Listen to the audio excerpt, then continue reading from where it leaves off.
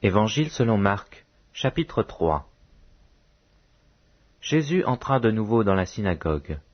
Il s'y trouvait un homme qui avait la main sèche. Ils observaient Jésus pour voir s'il le guérirait le jour du sabbat. C'était afin de pouvoir l'accuser.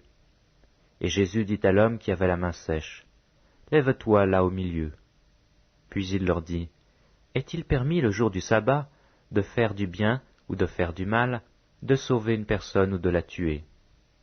Mais ils gardèrent le silence. Alors, promenant ses regards sur eux avec indignation, et en même temps affligé de l'endurcissement de leur cœur, il dit à l'homme, « Étends ta main. » Il l'étendit, et ses mains furent guéries. Les pharisiens sortirent, et aussitôt ils se consultèrent avec les Hérodiens sur les moyens de le faire périr. Jésus se retira vers la mer avec ses disciples. Une grande multitude le suivit de la Galilée, et de la Judée, et de Jérusalem, et de l'Idumée, et d'au-delà du Jourdain, et des environs de Tyr et de Sidon. Une grande multitude, apprenant tout ce qu'il faisait, vint à lui.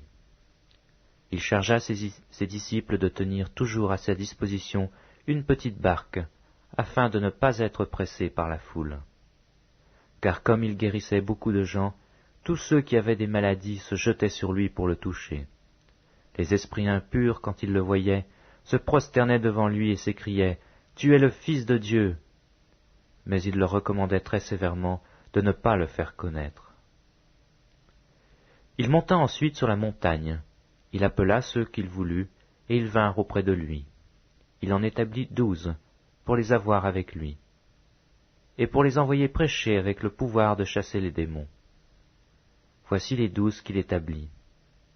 Simon, qu'il nomma Pierre, Jacques, fils de Zébédée, et Jean, frère de Jacques, auquel il donna le nom de Boarnégès, qui signifie fils du tonnerre, André, Philippe, Barthélemy, Matthieu, Thomas, Jacques, fils d'Alphée, Thaddée, Simon le Cananite, et Judas Iscariote, celui qui livra Jésus.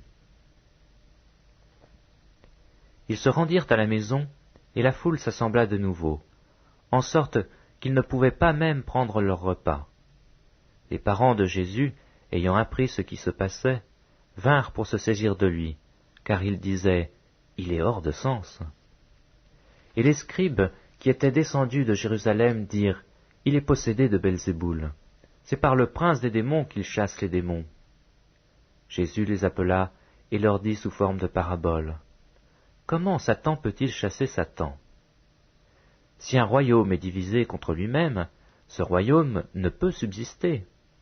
Et si une maison est divisée contre elle-même, cette maison ne peut subsister. Si donc Satan se révolte contre lui-même, il est divisé, et il ne peut subsister, mais c'est en fait de lui. Personne ne peut entrer dans la maison d'un homme fort et piller ses biens sans avoir auparavant lié cet homme fort. Alors il pillera sa maison. Je vous le dis en vérité, tous les péchés seront pardonnés aux fils des hommes, et les blasphèmes qu'ils auront proférés. Mais quiconque blasphémera contre le Saint-Esprit n'obtiendra jamais de pardon. Il est coupable d'un péché éternel. Jésus parla ainsi parce qu'il disait « Il est possédé d'un esprit impur ». Survinrent sa mère et ses frères, qui se tenant dehors l'envoyèrent appeler.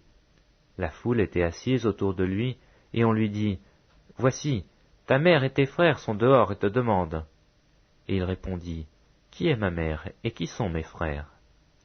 Puis jetant les regards sur ceux qui étaient assis tout autour de lui, « Voici, dit-il, ma mère et mes frères.